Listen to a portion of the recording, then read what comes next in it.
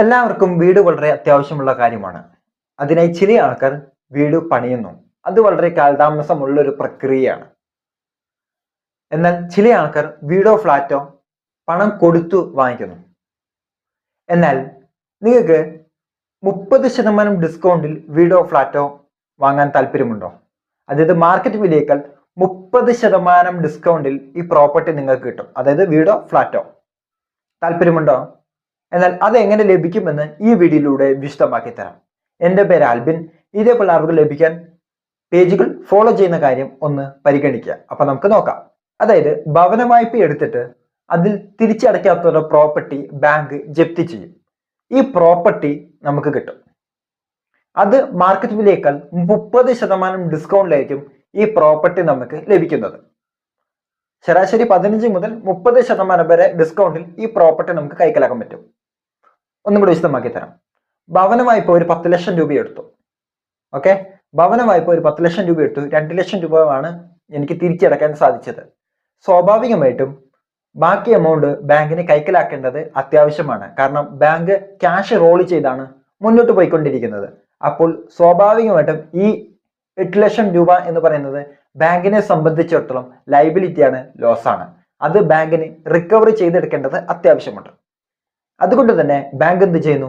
ഈ പ്രോപ്പർട്ടി ലേലത്തിൽ വെക്കുന്നു. ബാങ്കിന് കിട്ടാനുള്ള എമൗണ്ട് ബാങ്കിന് കിട്ടിയാൽ മതി. അപ്പോൾ മാർക്കറ്റ് വിലയേക്കാൾ കുറഞ്ഞ എമൗണ്ടിൽ ഈ പ്രോപ്പർട്ടി അവർ ലേലത്തിൽ വെക്കും. അത് നമ്മൾ വാങ്ങിച്ചെടുത്താൽ മതി. ലേലത്തിൽ വെച്ച പ്രോപ്പർട്ടി അഥവാ വിറ്റുപോയില്ലെങ്കിൽ ബാങ്കിന്റെ റിയൽ എസ്റ്റേറ്റ് ഡിപ്പാർട്ട്മെന്റ് വഴിയോ അല്ലെങ്കിൽ റിയൽ എസ്റ്റേറ്റ് ഏജന്റ് വഴിയോ സമീപിച്ചു കഴിഞ്ഞാൽ ഈ പ്രോപ്പർട്ടി നമുക്ക് ലഭ്യമാകുന്നതാണ്.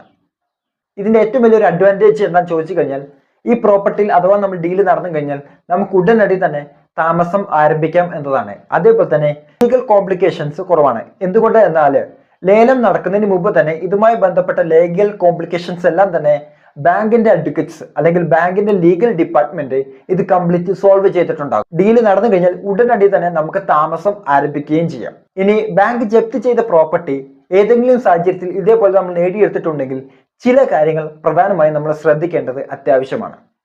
അതായത് ബാങ്ക് ഈ പ്രോപ്പർട്ടി അറ്റാച്ച് ചെയ്തിട്ട് അല്ലെങ്കിൽ ജപ്തി ചെയ്തിട്ട് കുറെ താമസത്തിന് ശേഷമായിരിക്കും ലേലത്തിലോട്ട് ഈ പ്രോപ്പർട്ടി വെക്കുന്നത്. അതുകൊണ്ട് തന്നെ ഒരു കാലതാമസം ഇതിന് വരുന്നുണ്ടാകും. അപ്പോൾ സ്വാഭാവികമായും ആ വീടിന്റെ കാലപ്പഴക്കം അല്ലെങ്കിൽ ആ പ്രോപ്പർട്ടിയുടെ കാലപ്പഴക്കം എല്ലാം പരിഗണിച്ച് ആ പ്രോപ്പർട്ടിയിൽ ചില അറ്റകുറ്റപ്പണികൾ നടത്തേണ്ടത് അത്യാവശ്യമുണ്ട്. അപ്പോൾ ഈ എമൗണ്ട് നമ്മുടെ കയ്യിൽ നിന്ന് പോകുന്നതാണ്.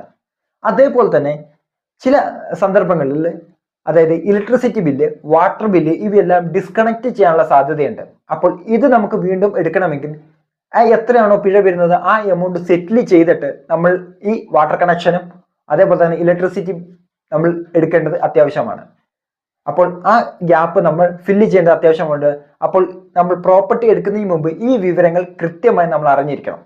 ഇനി നഗരമധ്യത്തിലാണ് ഈ പ്രോപ്പർട്ടി എങ്കിൽ മെയിൻ്റെനൻസ് എന്നിവയുള്ള അഡീഷണൽ ചാർജുകൾ വരാനുള്ള സാധ്യതയുണ്ട്. അതും നമ്മൾ സോൾവ് ചെയ്യേണ്ടത് അത്യാവശ്യമാണ്. അപ്പോൾ അതിനെക്കുറിച്ചും വ്യക്തമായിട്ടുള്ള ധാരണ വേണം. ഇനി അടുത്തത് ശ്രദ്ധിക്കേണ്ടത് ബിഡ്ഡിംഗ് റേറ്റ് ആണ്. അതായത് ബിഡ്ഡിംഗ് റേറ്റ് സാധാരണ വിലയേക്കാൾ കൂടുതൽ എമൗണ്ട് ഇട്ട കഴിഞ്ഞാൽ മാത്രമായിരിക്കും നമുക്ക് ആ പ്രോപ്പർട്ടി നമുക്ക് നേടിയെടുക്കാൻ സാധിക്കുന്നത്. അപ്പോൾ ബിഡ്ഡിംഗ് റേറ്റിനെ കുറിച്ച് കൃത്യമായിട്ട് ഒരു ധാരണ ഉണ്ടാകണം. ബഹുഭൂരിപക്ഷം ആൾക്കാർക്കും അവിടെയാണ് ഒരു കോംപ്ലിക്കേഷൻസ് ഉണ്ടാകുന്നത്. അപ്പോൾ ബിഡ്ഡിംഗ് റേറ്റ് കൂട്ടിയിടാൻ പ്രത്യേകം ശ്രദ്ധിക്കുക.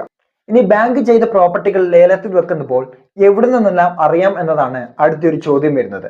കാരണം 30% ഡിസ്കൗണ്ടിൽ ഇങ്ങനെയുള്ള പ്രോപ്പർട്ടികൾ ലഭിക്കണമെങ്കിൽ നമ്മൾ ഇത് അറിയണമല്ലോ. ഇത് കൈക്കലാക്കണമെങ്കിൽ അല്ലെങ്കിൽ ഇത് വാങ്ങിച്ചെടുക്കണമെങ്കിൽ അത് എങ്ങനെ അറിയാം? പ്രധാനമായും പത്രമാധ്യമങ്ങളാണ്. പ്രത്യേകിച്ച് പത്രങ്ങൾ, പ്രമുഖ പത്രങ്ങളിൽ ബാങ്ക് ഒരു അഡ്വർടൈസ്മെന്റ് പ്രദർശിപ്പിക്കും. അത് മുഖേന നമുക്ക് ഇതിനെക്കുറിച്ചുള്ള ഡീറ്റെയിൽസുകൾ നമുക്ക് ലഭിക്കുന്നതാണ്. അതേപോലെ തന്നെ 2 വെബ്സൈറ്റുകൾ മുഖേന നമുക്കറിയാൻ സാധിക്കും.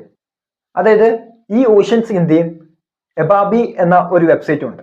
അപ്പൊ ഈ 2 വെബ്സൈറ്റ് മുഖേനയാണ് നമുക്ക് ഈ ലേലത്തിൽ വെക്കാൻ പോകുന്ന പ്രോപ്പർട്ടിയെ കുറിച്ച് അല്ലെങ്കിൽ ഫ്ലാറ്റിനെ കുറിച്ച് അല്ലെങ്കിൽ വീടിനെ കുറിച്ച് നമുക്ക് കൃത്യമായി ഡാറ്റ നമുക്ക് കിട്ടുന്നതാണ്. അപ്പോൾ അവരുടെ പേര്, അഡ്രസ്സ്, എവിടെയാണ് പ്രോപ്പർട്ടി തുടങ്ങിയ എല്ലാ വിവരങ്ങളും തന്നെ ഈ വെബ്സൈറ്റിൽ കിട്ടും. അപ്പോൾ ഈ വെബ്സൈറ്റിൽ നമ്മൾ കണ്ടിട്ടുണ്ടെങ്കിൽ നമ്മൾ സ്വാഭാവികമായും ചെയ്യേണ്ടത് ജസ്റ്റ് ആ പ്രോപ്പർട്ടി നോക്കുക, പോയി കാണുക. അതിനുശേഷം നമുക്ക് കണ്ട് ഇഷ്ടപ്പെട്ട് കഴിഞ്ഞാൽ മാത്രം ലേലത്തിൽ പങ്കെടുക്കുക. ഇനി ലേലത്തിൽ പങ്കെടുക്കുന്ന സമയത്ത് പ്രധാനമായും ശ്രദ്ധിക്കേണ്ടത് പ്രോപ്പർട്ടിയുടെ മൂല്യം ബാങ്ക് എത്ര മൂല്യമാണോ നൽകിയിട്ടുള്ളത് അതിന്റെ 10% എമൗണ്ട് നമ്മൾ മുൻകൂട്ടി അടയ്ക്കണം. ബാക്കി എമൗണ്ട് ലേലം നമുക്ക് കിട്ടിയിട്ടുണ്ടെങ്കിൽ ആ എമൗണ്ട് കൂടെ നമ്മൾ അടച്ച് സെറ്റിൽ ചെയ്യണം.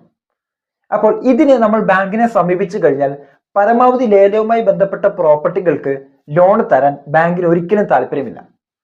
പക്ഷേ നമുക്ക് ഈ ഏജന്റുകൾ വഴി അല്ലെങ്കിൽ റിയൽ എസ്റ്റേറ്റ് ഏജന്റുകൾ വഴി നമുക്ക് ഈ ലോൺ നേടിയെടുക്കാൻ സാധിക്കും. പക്ഷെ അവിടെ നമ്മൾ ഏറ്റവും പ്രധാനമായി ശ്രദ്ധിക്കേണ്ടത് നല്ല സിബിൽ സ്കോർ ഉണ്ടെങ്കിൽ മാത്രമാണ് ഈ ഹൗസിംഗ് ലോൺ നമുക്ക് ബാങ്ക് പാസ്സാക്കി തരുന്നത്. അപ്പോൾ മികച്ച സിബിൽ സ്കോർ ഉണ്ടെങ്കിൽ മാത്രമായിരിക്കും ഈ പ്രോപ്പർട്ടിയുമായി ബന്ധപ്പെട്ട് ലോൺ വേണമെങ്കിൽ ബാങ്ക് നമുക്ക് പാസ്സാക്കി തരുന്നത്. അപ്പോൾ ആ കാര്യം കൂടെ ശ്രദ്ധിക്കുന്നത് നന്നായിരിക്കും. അല്ലെങ്കിൽ നിങ്ങളുടെ കയ്യിൽ ഫുൾ ക്യാഷ് നിങ്ങളുടെ കയ്യിൽ നിർബന്ധമാണ്. എന്നാൽ മാത്രമായിരിക്കും നിങ്ങൾക്ക് മാർക്കറ്റ് വിലയേക്കാൾ 30% ഡിസ്കൗണ്ടിൽ ഈ പ്രോപ്പർട്ടി നേടിയെടുക്കാൻ സാധിക്കുന്നത്. അപ്പോൾ ഇതേപോലുള്ള അറിവുകൾ നിങ്ങൾക്ക് ഇൻട്രസ്റ്റ് ആണെങ്കിൽ പേജുകൾ ഫോളോ ചെയ്യുന്ന കാര്യം ഒന്ന് പരിഗണിക്കുക.